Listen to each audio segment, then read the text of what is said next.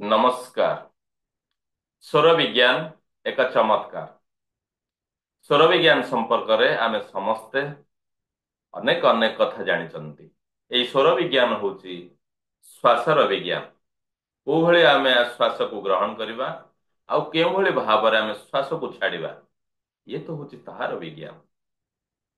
एई स्वर विज्ञान भगवान भोले शंकर, भगवान शिव, मां पार्वतींकर जिज्ञासा पई, मानव समाजर कल्याण पई प्रदान करथिले।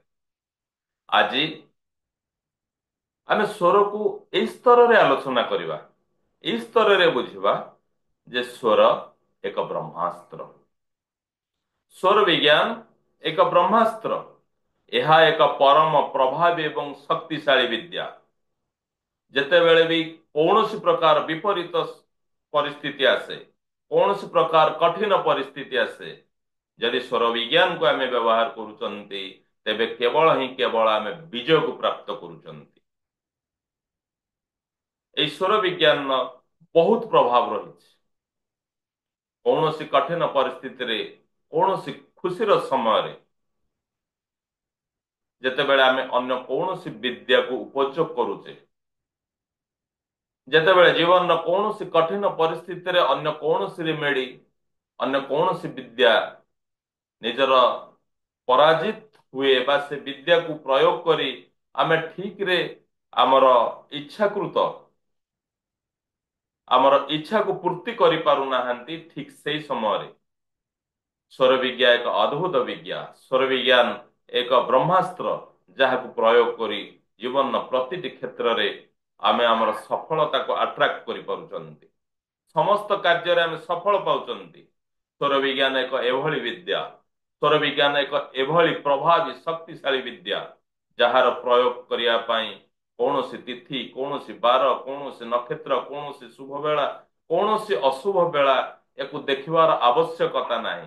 स्वर निजे एक शुभ, स्वर निजे एक ब्रह्मास्त्र। एई स्वर विद्या को प्रयोग करी आमे जीवन प्रतिटी क्षेत्र रे सफलता नहीं पारिबा।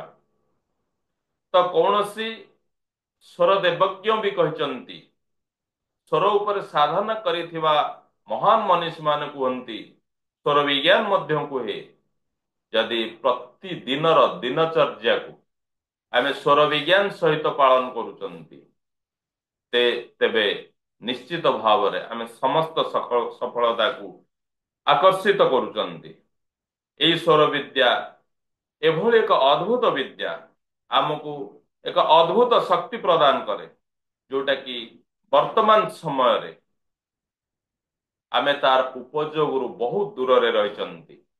तो यह एक एभली विद्या, यह एक एभली सिद्धांत जहाँकि आम निजर कहा उपरे आमे डिपेंड करवा दरकार नहीं, कहा उपरे आमे डिपेंड करवा दरकार नहीं। यह एक एभली अस्त्र, यह एक एभली ज्ञान, यह एक एभली रत्न जो रत्न को आमे आमर दिव्य आत्मिक शक्ति साहाय्य रे संचालित करि पारुचे। तेणु आम पाखरे थिबा एई स्वर शक्ति को आमे व्यवहार करी आम जीवन प्रत्येकटी सफलता को आमे आकर्षित करि परिबा। बहुत बहुत धन्यवाद, बहुत बहुत धन्यवाद। धन्यवाद विश्व शक्ति, धन्यवाद, धन्यवाद।